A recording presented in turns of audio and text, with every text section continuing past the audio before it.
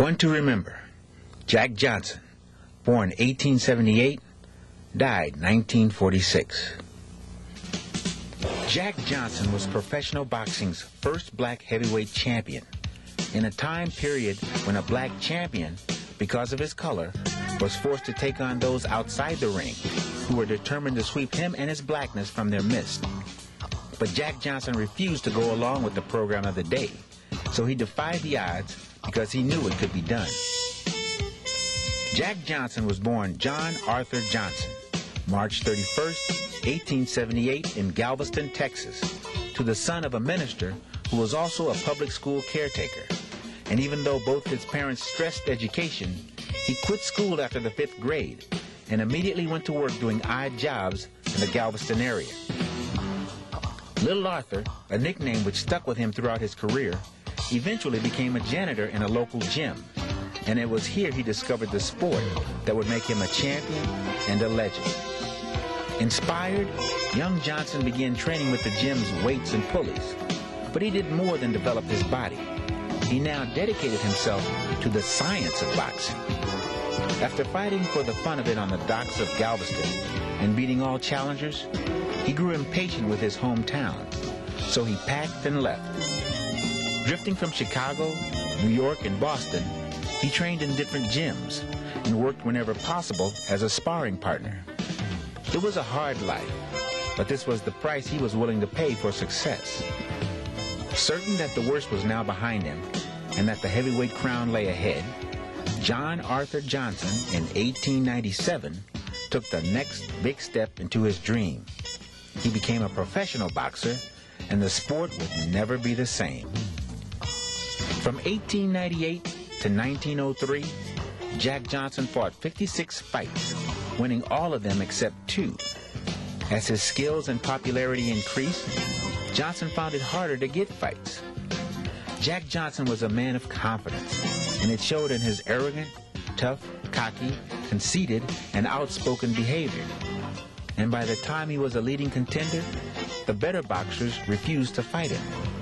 Jim Jeffries, the heavyweight champion at the time, refused to fight him. The major reason seems to have been Johnson's color.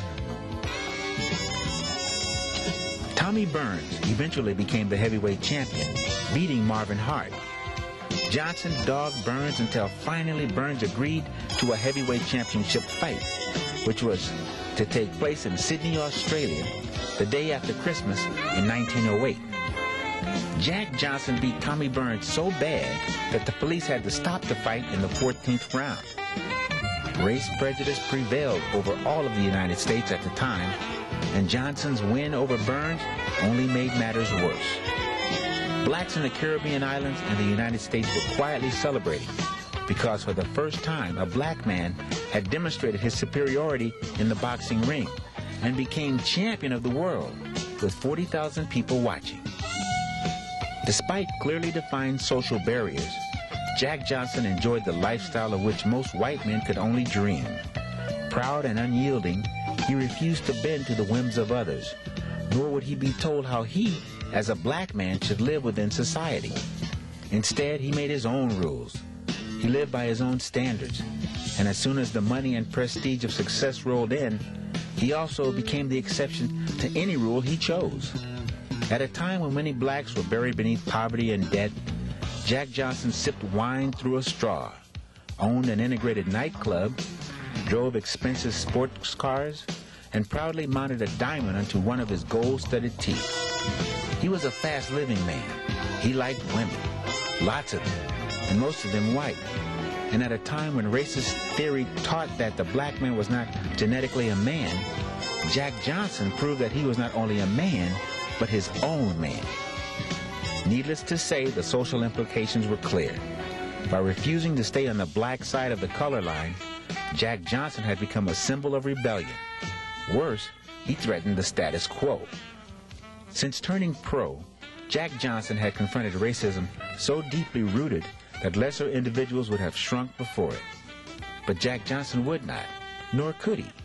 Each time he entered the ring, he was reminded of his second-class citizenship, and each time he grew more determined, more focused, and more angry. In the search for a white hope, Jim Jeffries was goaded out of retirement at the age of 35 to fight Jack Johnson.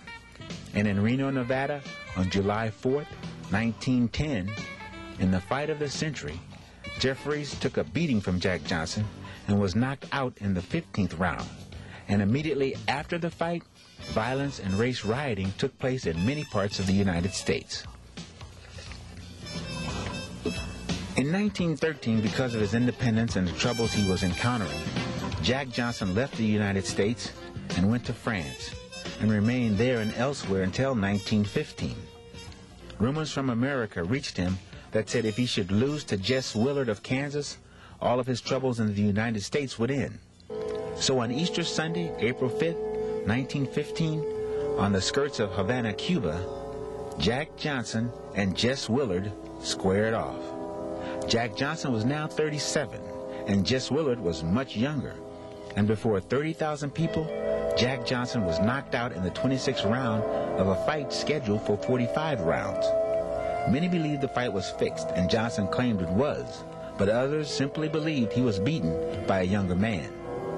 On June 10th, 1946, while traveling at a high rate of speed in his new Lincoln Zephyr near Raleigh, North Carolina, he ran into a utility pole and was killed. The rise of Jack Johnson to the world heavyweight supremacy was a signal for white envy to erupt. Jack Johnson portrayed freedom, and he lived just as loud as the bell proclaiming him champion.